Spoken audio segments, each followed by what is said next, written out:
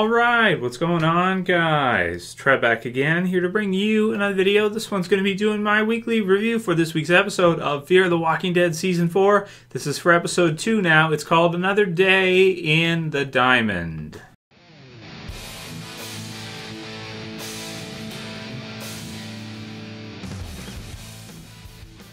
And spoiler warning, as per usual, if you guys have not seen this episode yet, you'll definitely want to watch it before you watch this review. So the follow-up episode after that awesome season premiere of Fear the Walking Dead last week, after the Walking Dead Season 8 finale had aired.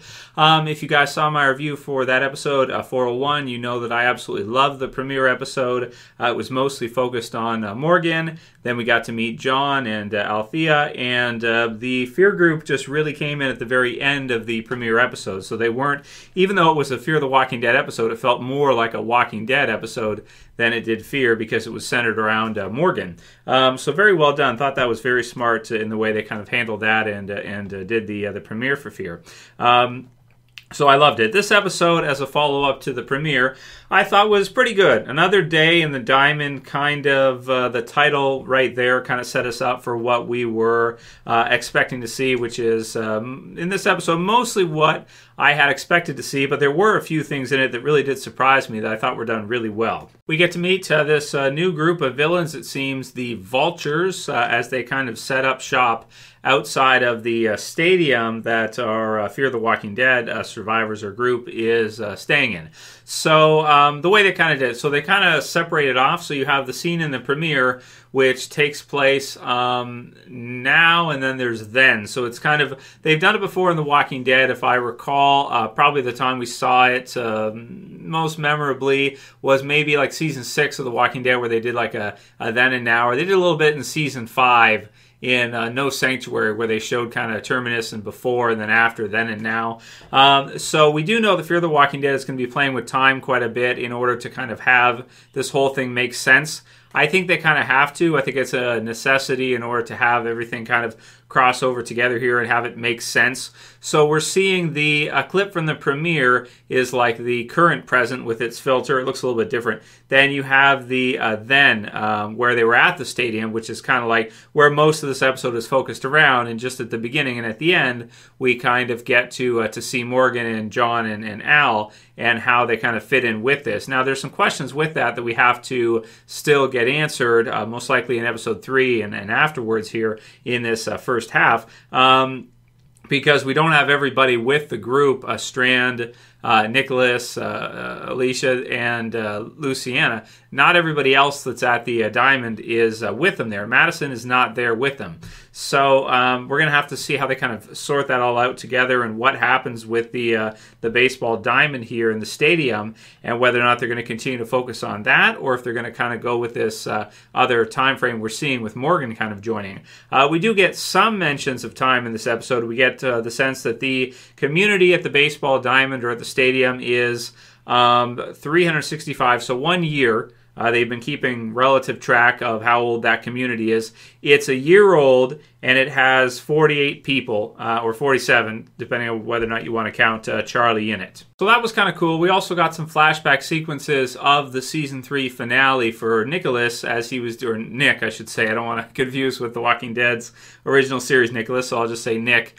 And kind of his, I suppose, PTSD or just having some, post-traumatic stress from what happened in the Season 3 finale. So we get the sense that most likely there was a time gap for them to get to Texas, and what happened there, Madison somehow found Nick, somehow found Alicia. We know that at the end of Season 3 they kind of separated, and then she found them at one point. So I'm not sure if she's referring to that or if she's referring to them kind of getting separated again after the Season 3 finale. So it's a little bit tricky for Fear in terms of their time frame, how to tell how long it's been between the Season 3 finale and when they first found the stadium, and it being a year of them being at the stadium there. So it's just kind of tricky. And also how they got to Texas, whether or not Proctor John was involved, we don't know. There was a mention of that at the end of Season 3. So there's some questions here that are still yet to be answered. Not all of them have been answered in this episode, but at least they gave us some kind of a time gap here to have it make somewhat sense. So you go in, you say, okay,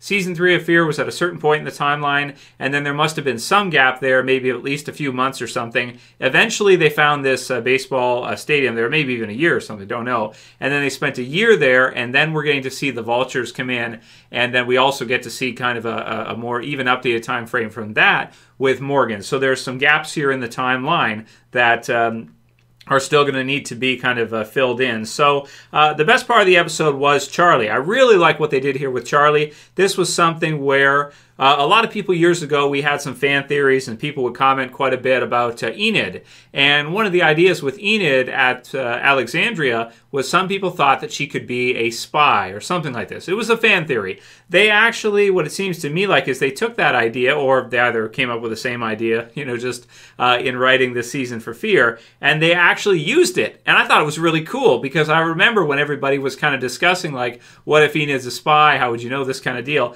In this episode, we have a spy inside of the stadium, which is Charlie, the little girl, and nobody really suspects her, but she's acting awkward all throughout the episode, and upon first viewing, you don't really see it, or at least I didn't catch it at first, until afterwards. It looks like she's playing with the radio at one point, and Nicholas kind of comes up to her, and he's got a good relationship with her, rapport with her, and he's kind of asks, like, what are you doing? He's kind of being playful with the kid, kind of joking around with her, this kind of thing, because he sympathizes with her.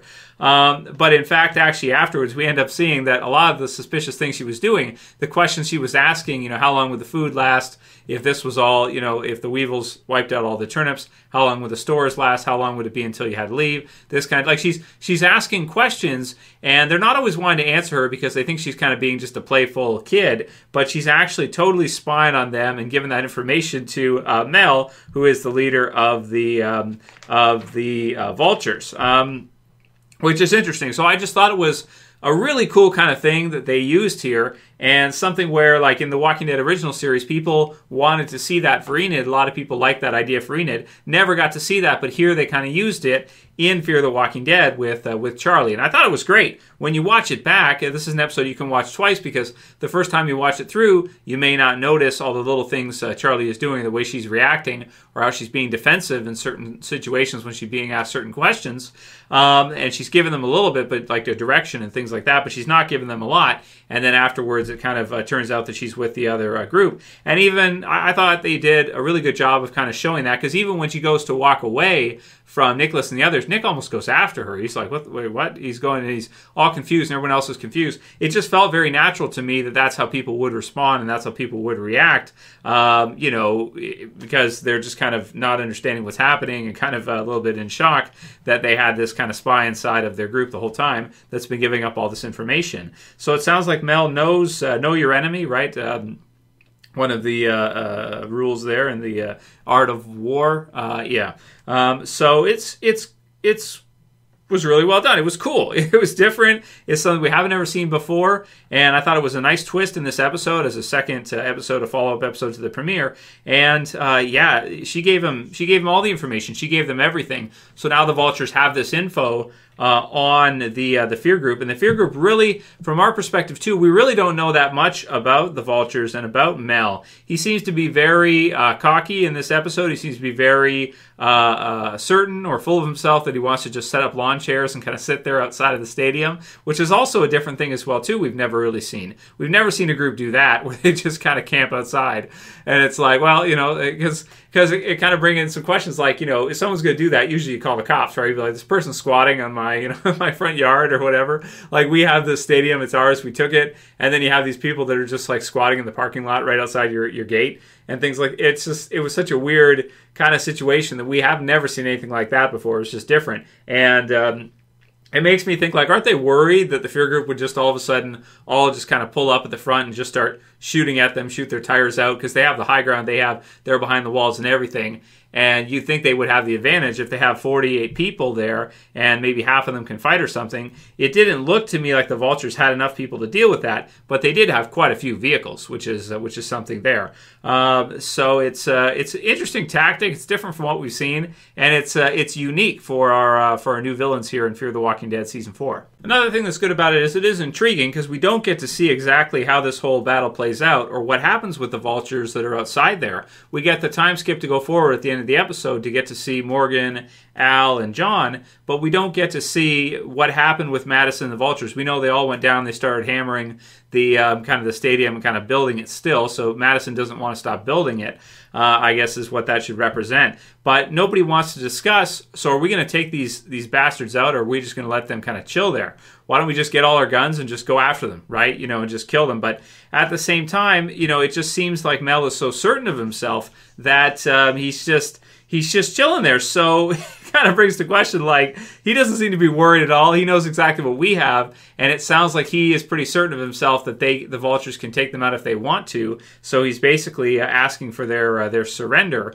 Maybe a poker face or something like that. Are they going to fold or are they going to fight? It's a good question, and I can't wait to see in episode 3. Hopefully they show us in 3 or 4 here what exactly happened with that and whether or not they did actually fight and who initiated and just how that whole thing went down. I really want to see for next week or whenever they get around to it in this half, because they are jumping back and forth with the time. And we've seen these flags around. They got these flags that they kind of they put out and then they spray paint a number on. I'm not sure exactly what the numbers are to mean, if it's a count of the amount of zombies that are inside whatever they're using to trap them in. They have this weird thing that they're doing here where they kind of use music to attract the zombies or the walkers into a container, be it a truck like the wolves or be it oil tanker or something like this, like we got to see.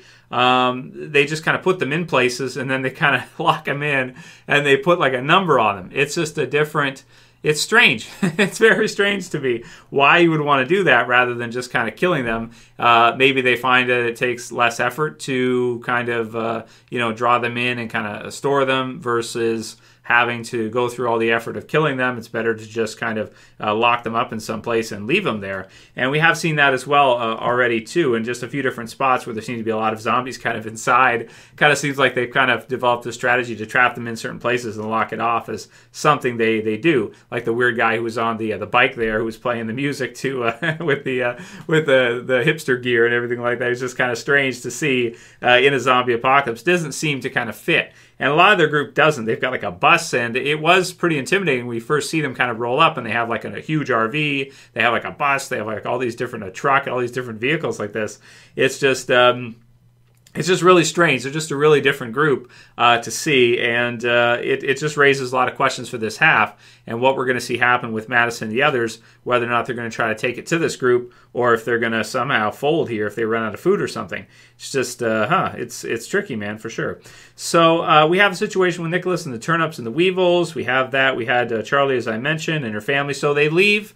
At first, they kind of go out on a mission to see if they can find Charlie's family at a group that was relatively nearby, not like close, not that close by, but close enough, a little bit outside of where they're used to going.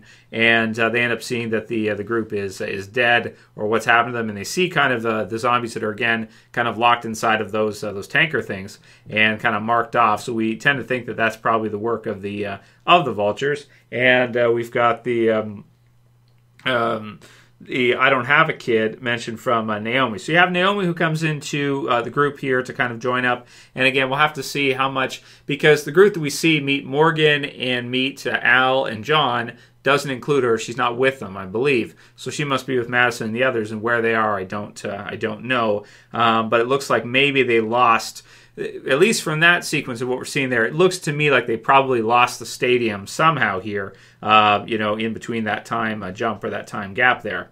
So we have all that stuff. Let's see. We got the number of 48 people living there. We had the bike sound. We had the signs. We had Nicholas having the PTSD, as I mentioned, running the car accidentally into was it a post or pole or something like that in the parking lot. And let's see. That's pretty much it. An interesting kind of heated conversation between her and Mel where he goes to want to shake her hand and she refuses to shake his hand, so that's kind of cool. And that's pretty much it for the episode. The hammer and stuff, and then you get Nick and getting to see the others and them trying to go after the vultures and go check out the place where they found that sign. So in terms of the episode, I did really like the episode. It had that nice twist in it with Charlie, which was cool. We have a new group of villains being set up which I do enjoy seeing because they just have their own weird kind of style, unlike anything we've seen before, which is good. And I do like kind of seeing the stadium because it's a different location than we've ever seen a group surviving in before. And you can see how it could be something, if you can fortify it down, it's super big, right, obviously, and could be really good as a place to kind of live in long term. But then again, you're going to have groups like the vultures that want to take it from you, or want to take everything you have. So in terms of score for this episode, I'm going to give it an 8.9 out of 10. I did really enjoy the episode. It is a runner-up to the finale here, and they do want to get people kind of hooked for the season. So I think it did some good things in it to kind of to do that for people. The Charlie stuff was great, and Mel and the others setting up this villain group is intriguing as well to get people to come back. So I think that's all well done, and it was pretty well handled. There was a little bit of action with the tank there when they all kind of, or when the two fell in, and then Strand had to knock it open, everything, few zombie kills and stuff like that. And then that was pretty much it for this episode. A pretty good setup episode. Maybe just a little bit slower than the premiere. I can say I don't know. It's just an intriguing episode. Answers some questions, raises others, and we'll have to see how this whole timeline fits together when we get all the pieces. So I'll have the video predictions posted soon for you guys for episode 3 and what I think will happen next week in Fear. And you can definitely send me all your questions for the Q&As for this one, because it was an interesting episode, and there's probably a good number of things that we can kind of discuss here for what makes sense and maybe what doesn't. If you like this review, please thumb it up below. You can share, you can favorite, and if you're new and you want to subscribe to the channel, I would appreciate, and you can do it. You can subscribe at the bottom left. That's it for this one. I'll see you guys again soon for another video. As always, it's Trev, and I'm saying peace. Later, guys. See you soon.